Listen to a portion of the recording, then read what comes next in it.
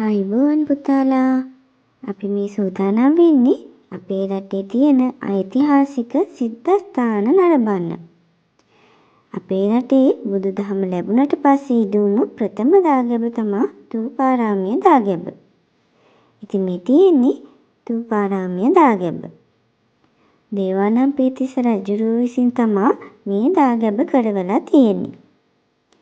බුදුරජාණන් වහන්සේගේ දකුණු අකුධාතුව තමයි මේ දාගැබේ නිධන් කරලා තියෙන්නේ. ඒ වගේම මේ දාගැබ වටේට ගල් කණු ගොඩාක් දකින්න පුළුවන්. පුතාලා හිතන්නේ මොකටද මේ තරම් ගල් කණු? ඉස්සර කාලේ මේ ගල් කණු උඩ වහලයක් ඉදි කරලා තිබුණා කියලා කියනවා. ඒකින් මේ දාගැබට ඒ වගේම දාගැබ වඳින්න යන අයටත් සෙවන ආරක්ෂාව ලබා දීලා තියෙනවා. ඉතින් මේ ගල් කණු අදටත් දකින්න ලැබෙනවා.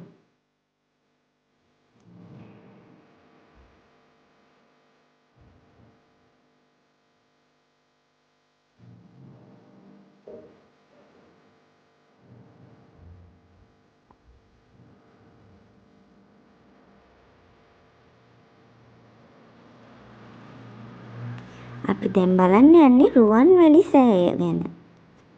අපි දැන් බලන්නේ රුවන්වැලි සෑ දාගැබ. දුටුගැමුණු රජුරුවන්ගේ ප්‍රධානත්වයෙන් තමයි රුවන්වැලි සෑය ඉදි කරන්නේ. පුතාලා දන්නවද? මේ රුවන්වැලි සෑ දාගැබේ තමයි බුදුරජාණන් වහන්සේගේ වැඩිම ධාතුන් ප්‍රමාණයක් නිධන් කරලා තියෙන්නේ.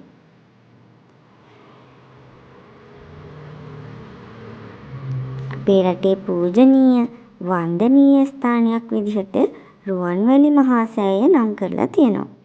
ඒ වගේම තමයි ස්වර්ණමාලි මහා චෛත්‍ය කියලත් රුවන්වැලි මහා සෑය නම් කරනවා.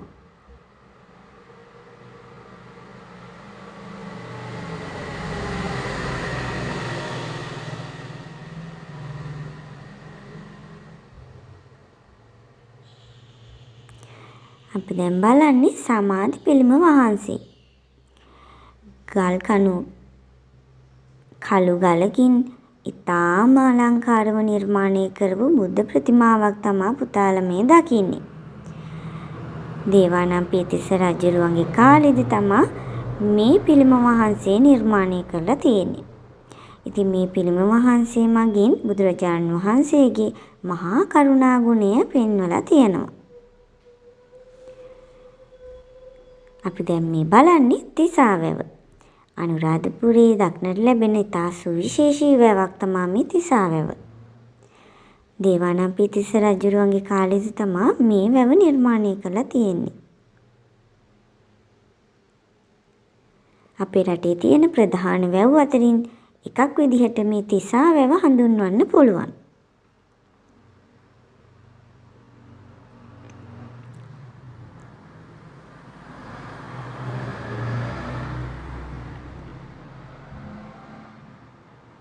පුතාලා මේ දකින්නේ අභයගිරි දාගැබ.